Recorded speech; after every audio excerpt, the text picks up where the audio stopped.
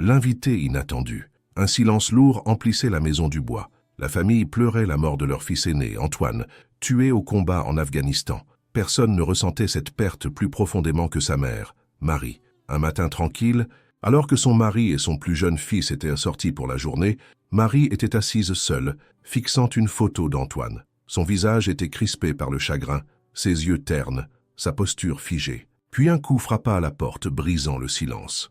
À la porte se tenait un jeune homme qui se présenta comme Michel Torres, un ancien sergent de l'armée et un ami proche d'Antoine. Marie, épuisée par le chagrin et désarmée par sa présence, calme le laissa entrer sans hésitation. À l'intérieur, Michel lui dit qu'il avait été avec Antoine dans ses derniers instants.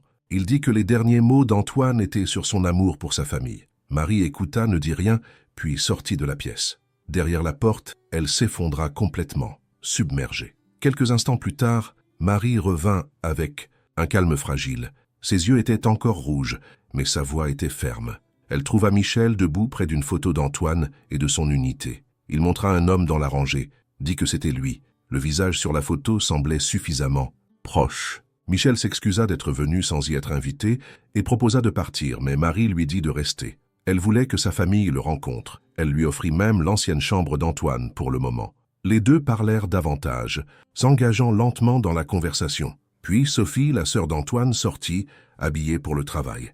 Marie fit les présentations, mais Sophie ne jeta qu'un bref regard à Michel, sans intérêt. Pour elle, il n'était qu'un autre, visage du passé. Peu après, Lucas, le plus jeune, rentra à la maison. Il marchait avec hésitation. À l'école, il était une cible facile, constamment intimidé parce qu'il était gay. Les abus étaient devenus physiques. Il y a quelques jours à peine, il avait été projeté contre un casier. Son visage montrait encore la contusion.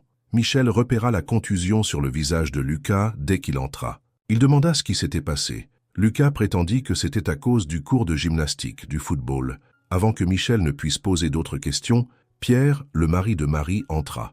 Pierre n'était pas aussi accueillant que Marie. Alors que Michel se présentait à Lucas, la tension monta dans le couloir. Marie et Pierre se disputaient. Pierre ne faisait pas confiance à Michel. Même s'il connaissait Antoine, il était toujours un étranger, et peut-être instable. Un soldat traumatisé pouvait être un risque pour la maison. Finalement, Pierre céda. Il accepta de laisser Michel rester, au moins pour l'instant. En guise d'offre de paix hésitante, il tendit à Michel un verre. Ce n'était pas de la confiance, mais c'était un début. Ce soir-là, alors que le reste de la famille s'asseyait pour manger, Sophie était au parc avec son petit ami, Julien. Elle lui parla de Michel. Elle pensait qu'il semblait assez poli, mais quelque chose ne collait pas. Elle craignait que son arrivée ne ramène ses parents dans le chagrin alors qu'ils commençaient à guérir. Mais parfois, quand quelqu'un entre chez vous sans y être invité, ce n'est pas seulement un visiteur, c'est autre chose. Après le dîner, Pierre et Michel s'assirent devant la télévision en parlant doucement. Pierre s'ouvrit. Il parla du travail, de la façon dont un collègue avait gravi les échelons rapidement alors qu'il était resté bloqué. La pression de subvenir aux besoins, la peur de prendre du retard, cela le rongeait. Michel écouta attentivement. Il ne dit pas grand-chose, mais sa présence était stable. La connexion entre eux grandit rapidement. Lorsque Michel mentionna qu'il prévoyait de partir le lendemain, Pierre s'y opposa. Il lui dit de rester. Il le pensait. Michel essaya de refuser, mais Pierre ne bougea pas. Finalement, Michel accepta. L'après-midi suivant, Lucas fut pris au dépourvu lorsque Michel se présenta pour le chercher à l'école. Michel lui dit que Marie l'avait approuvé, mais il avait une autre raison.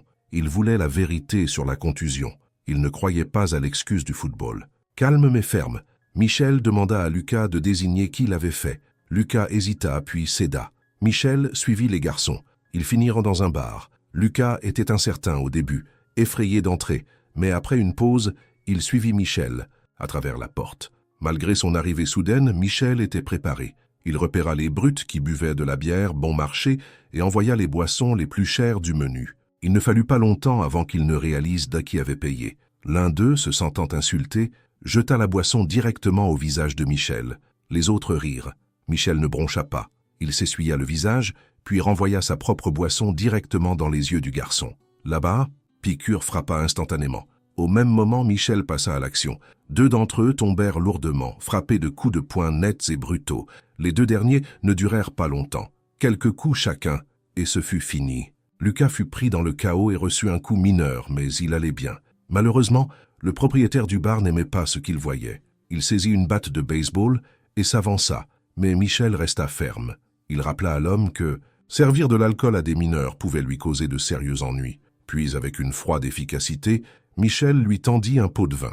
Le message était clair, restez en dehors de ça. Peu de temps après, lorsque Sophie rentra à la maison, elle mentionna qu'elle se rendait à une fête chez son amie Mélissa.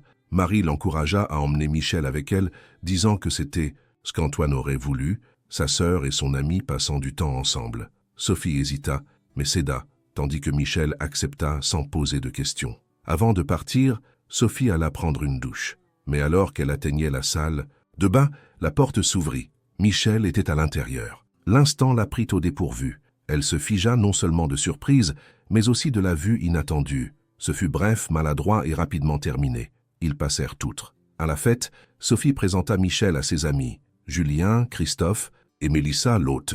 Michel se démarqua immédiatement et Mélissa était clairement intéressée. Son intérêt ne fit que grandir lorsque Michel s'interposa entre elle et son ex agressif, mettant fin à la confrontation sans hésitation. Plus tard dans la nuit, Mélissa emmena Michel dans sa chambre. Ils couchèrent ensemble, mais quelque chose clochait. Michel réagit à peine.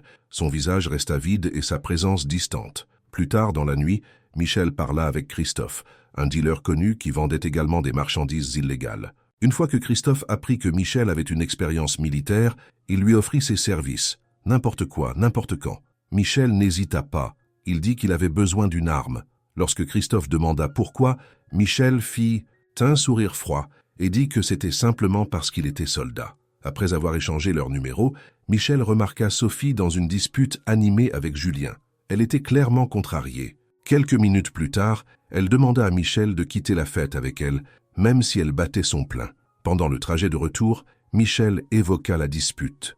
Au début, Sophie ne dit pas grand-chose, mais ensuite, elle se lâcha. Julien n'avait pas de travail et pas de projet pour l'avenir. Il vendait toujours de la drogue à côté, mais même cela était fait à moitié. Elle en avait marre. Michel écouta et dit quelques mots gentils qui semblèrent remonter le moral de Sophie. Elle sourit et promit de lui faire un CD mixé. Le lendemain matin, Sophie partit à la recherche de Michel pour lui donner le CD.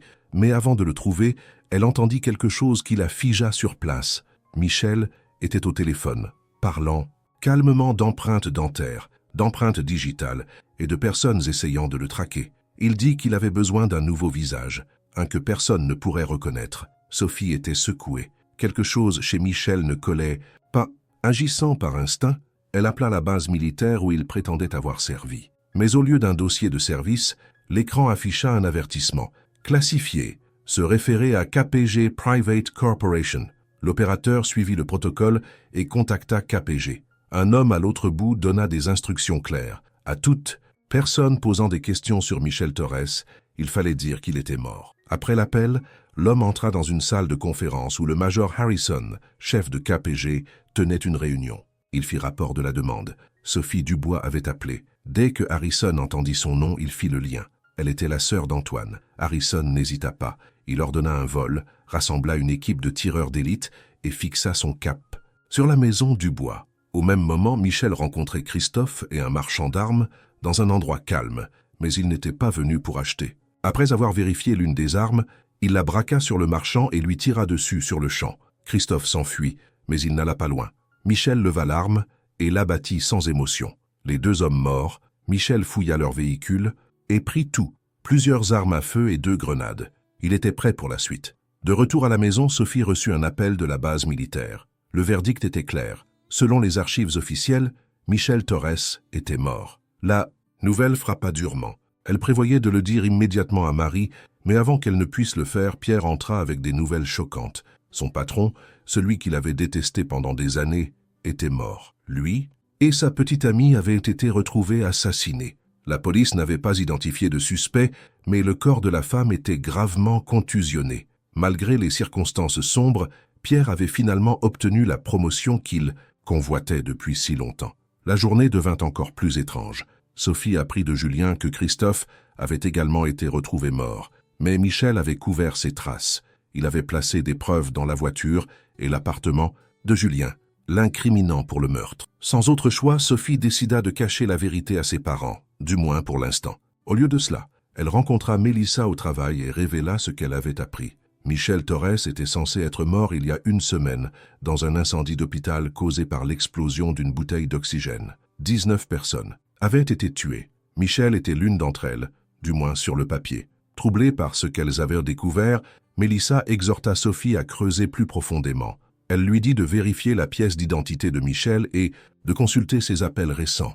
Mélissa lui rappela également que Lucas était doué avec les ordinateurs. Il pourrait être leur meilleure chance de trouver la vérité. Pendant que Sophie et Mélissa planifiaient leurs prochaines étapes, Michel avait une conversation privée avec Lucas. Il dit au garçon de ne jamais laisser personne le bousculer. À nouveau, le cas échéant, dit-il, battez-vous et si cela ne suffit pas, portez une protection. Sur ce, il tendit à Lucas un couteau papillon, un qu'il appréciait clairement. Plus tard dans la soirée, Sophie passa à l'action. Elle s'introduisit dans la chambre de Michel, prit des photos des numéros dans son journal d'appel et s'éclipsa. Mais dans sa hâte, elle fit une erreur, laissant le téléphone sur le lit au lieu de là où elle l'avait trouvé. En conséquence, Michel le remarqua immédiatement. Il savait que quelqu'un avait fouillé dans ses affaires. Malgré cela, Sophie savait qu'elle avait besoin de plus que des numéros de téléphone. Elle rassembla sa famille et exposa tout. Elle leur parla de la mort de Christophe, de la façon dont Julien était incriminé et de la façon dont personne ne savait vraiment qui était Michel s'il était vraiment Michel Torres. Elle dit qu'il était temps de le prouver. Mais Michel ne broncha pas. Il avait une histoire toute prête. Il dit qu'il avait servi dans une unité d'opération secrète et qu'il avait été blessé au combat. En raison de la nature classifiée de ses missions, l'armée avait créé un faux récit pour le protéger. Il affirma qu'il avait récemment récupéré ses plaques d'identité et qu'il pouvait montrer d'autres documents de son sac si nécessaire. Pour Marie et Pierre, les plaques d'identité suffirent. Ils lui firent confiance sans hésitation. Pierre exigea même que Sophie s'excuse de l'avoir remis en question, mais elle refusa immédiatement. « Sophie Dubois, vous lui devez des excuses maintenant. »« Hors de question, » répondit Sophie. Brisée et furieuse, Sophie s'enferma dans sa chambre et s'effondra. Peu de temps après, Michel frappa. Il parla doucement, exprimant sa sympathie pour Christophe et Julien. Il dit que si sa présence la mettait mal à l'aise, il partirait dans quelques jours. Avant de sortir, il ramassa le CD mixé qu'elle avait fait et la remercia. Quelques jours plus tard, alors qu'elle conduisait Lucas à l'école, Sophie partagea son plan. Elle lui dit qu'elle avait besoin d'aide pour découvrir qui était vraiment Michel. Elle avait retracé l'un des numéros qu'il avait appelé jusqu'à un médecin, quelqu'un qui avait été radié de l'exercice de sa profession après avoir pratiqué une chirurgie faciale en état d'ébriété. Elle demanda à Lucas de commencer par là et de creuser plus profondément. Lucas ne perdit pas une seconde. Dès qu'il arriva à l'école, il commença à creuser dans la piste que Sophie lui avait donnée. Mais l'un de ses bourreaux ne s'était pas retiré. Le garçon s'en prit à nouveau à lui, proférant la même insulte. « Hé, freak, tu cherches quelqu'un pour faire ton opération de changement de sexe cette fois ?» Lucas ne le supporta pas. Alimenté par les paroles de Michel, il craqua. Il se battit, battant le garçon jusqu'à ce qu'il crie de douleur. Après l'incident, les deux furent envoyés au bureau du directeur. Marie fut appelée et elle arriva avec Michel. Lorsque Michel apprit ce qui s'était passé, il félicita Lucas d'avoir enfin pris sa défense. À l'intérieur, le directeur rendit son verdict. La violence ne serait pas tolérée et Lucas serait expulsé. En réponse, Michel s'y opposa immédiatement. Il qualifia la décision d'erronée. Le tyran avait utilisé une insulte haineuse. C'était un crime de haine. Lucas avait été ciblé pour ce qu'il était encore et encore. Et maintenant qu'il s'était défendu, c'était lui qui était puni. Michel précisa que si l'école procédait à l'expulsion, lui et Marie porteraient plainte. Comment le gamin l'a-t-il appelé? Je ne pense pas que cela soit pertinent pour cette conversation. Excusez-moi, donc cela en fait un crime de haine. Étonnamment, la menace fonctionna. Le directeur céda. Lucas ne fut pas expulsé. Au lieu de cela, il reçut 1 mois de retenue après l'école. Se sentant redevable à Michel, Lucas fit un choix difficile. Il se retourna contre Sophie. Il dit à Michel que Sophie pensait qu'il était derrière la mort de Christophe et qu'elle prévoyait d'aller à la police pour blanchir le nom de Julien. Lucas admit qu'il commençait à penser qu'elle avait peut-être raison. Il savait également que Michel avait contacté un chirurgien pour changer de visage, et il devina que Christophe avait peut-être tué le patron de Pierre. Pourtant, Lucas dit que rien de tout cela n'avait d'importance. Michel était son ami. Il ne dirait pas un mot. Michel eut l'air soulagé et sourit. Il demanda si Sophie l'avait dit à quelqu'un d'autre. Lucas dit qu'elle avait peut-être dit à Mélissa. Plus tard dans la journée, Michel aida Marie à faire la lessive dans le jardin. Elle le remercia non seulement pour les corvées, mais aussi pour tout ce qu'il avait fait pour leur famille. Michel, calme et modeste, lui dit que ce n'était rien. Il proposa même de s'occuper du reste lui-même. Alors qu'il entrait avec une brassée de vêtements, les ennuis arrivèrent. Harrison et son équipe d'élite s'arrêtèrent rapidement et discrètement. Harrison s'approcha de Marie, lui montra une photo et lui demanda si elle reconnaissait l'homme. Nerveuse, Marie confirma que l'homme était Michel. Il venait d'entrer. Entendant cela, tout le monde se tourna vers la maison. Michel apparut dans l'embrasure de la porte, tenant du linge, mais il vit la menace instantanément. Sans hésitation, il laissa tomber les vêtements, sortit son arme et tira sur 2 soldats avant de se glisser à nouveau à l'intérieur. À l'intérieur de la maison, Michel se déplaça rapidement. Une balle lui avait déchiré la cuisse, mais il ne s'arrêta pas. Il banda fermement la blessure, puis saisit les armes volées qu'il avait cachées plus tôt. Lorsqu'un soldat se dirigea vers la fenêtre, Michel l'abattit d'un seul coup, déclenchant un barrage de tirs de l'extérieur. Cloué au sol, il rampa sous un lit et attendit. Un soldat s'introduisit sans méfiance. Alors que l'homme passait, Michel lui tira dans la jambe. Le soldat tomba. Michel l'acheva d'un coup à la tête, puis abattit rapidement un autre qui entra quelques secondes plus tard. Avec leur équipe qui diminuait, les soldats restants ouvrirent le feu sur la maison à pleine puissance. Michel resta bas, saisit son sac à dos rempli d'équipements et se dirigea vers la cuisine. Là, il trouva Marie tremblante, accroupie, composant le numéro de la police. Il saisit le téléphone avant qu'elle ne puisse parler. Marie était terrifiée et voulait des réponses. Elle se demandait qui étaient ces hommes, ce qui se passait et si Michel connaissait vraiment son fils. Cependant, Michel ne dit rien, sauf pour la dernière partie. Il connaissait clairement Antoine. Ils avaient fait partie du même programme. Et Antoine, dit-il, aurait compris ce qu'il fallait faire. La foi de Marie en Michel avait disparu. Elle hurla, essayant d'avertir les soldats à l'extérieur, mais elle n'eut pas la chance de finir. Michel poignarda Marie, mettant fin à sa vie instantanément. Avec Marie morte, Michel savait qu'il devait s'échapper. Il se déplaça rapidement, tuant les soldats restants et désactivant leur véhicule en tirant sur les pneus. Seul Harrison était encore en vie. Désespéré, Harrison sauta dans une voiture aux pneus à plat et partit, essayant de rattraper son retard. Au même moment, une autre voiture fonçait vers Michel. C'était Pierre. Michel ne ralentit pas. Il attacha sa ceinture et fonça droit sur lui. L'impact détruisit les 2 voitures. Michel sortit, se dirigea vers le véhicule écrasé et vit Pierre à peine conscient en train de saigner. Sans hésitation, Michel s'excusa et lui tira dessus. Puis il quitta l'épave et disparut au loin à pied. Quelques instants plus tard, Harrison atteignit le lieu de l'accident. Il était trop tard. Il repéra un vieil homme à proximité, lui montra ses papiers d'identité et prit le véhicule de l'homme. Il se dirigea directement vers le restaurant où Sophie travaillait. À l'intérieur, Harrison s'approcha d'elle. Il se présenta et lui dit que c'était à propos de Michel. À la mention du nom, Sophie ne posa pas de questions. Elle accepta de partir. Quelques instants après que Harrison et Sophie se furent éloignés, Michel arriva au restaurant dans une voiture volée. Il entra et repéra Mélissa, la seule à travailler. Il demanda où Sophie était partie. Mélissa n'avait pas les détails, mais confirma que Sophie venait de partir. Michel sut immédiatement où elle se dirigeait. Elle allait chercher Lucas. Cela lui suffisait pour décider que Sophie était devenue une menace. Elle en savait trop. Elle devait être éliminée. Mais d'abord, Michel s'en prit à Mélissa. Il la tua sur le champ devant tout le monde. Puis, sans hésitation, il lança 2 grenades dans le restaurant. L'explosion détruisit tout. Personne à l'intérieur ne survécut. Il n'y aurait pas de témoins. Pendant ce temps, Sophie et Harrison étaient sur la route en direction de l'école de Lucas. Pendant le trajet, Harrison annonça des nouvelles dévastatrices. Ses 2 parents étaient morts. Puis il lui dit toute la vérité sur Michel. Il n'était pas seulement un ancien soldat, il faisait partie d'une expérience militaire. Son esprit avait été altéré, entraîné à tuer quiconque menaçait de révéler qui il était vraiment.